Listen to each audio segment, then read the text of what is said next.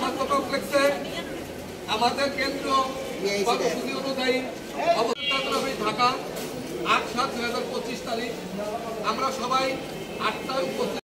সবাইকে আগামী ৮/৭ জুলাই ৮ তারিখ আমরা সবাই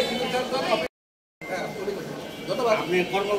আমাদের এটা দীর্ঘদিনের দাবি, এই দাবিটা সৃষ্টি হয় তারপরের থেকে আমাদের যে গ্রেড ছিল ১৬তম গ্রেড অদ্যবধি এবং আমাদের কাজ করি মানব জাতি সৃষ্টির সেরা জীব।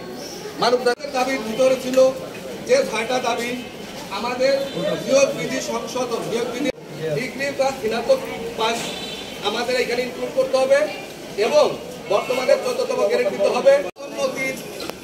পদোন্নতির ক্ষেত্রে ধারাবাহিকভাবে উচ্চতর গ্রেড প্রদান আমাদের এইগুলো ছিল। আমাদের এই দাবি মানে সম্পর্কে সরকার কোনো পদক্ষেপ নেয় নাই। আমাদের শুধু আশ্বাস দিলাম, শুধু আমাদেরকে আশা দিয়ে ধোকায় ফেলে দিচ্ছে।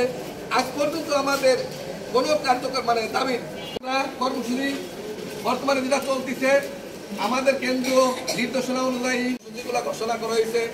সেখানে আজকে আমরা উপজেলা স্বাস্থ্য কমপ্লেক্সে অবস্থান করছি। তার আলোকে আমাদের বাচ্চাদেরকে টিকা দিচ্ছি, মায়েদেরকে টিকা দিচ্ছি।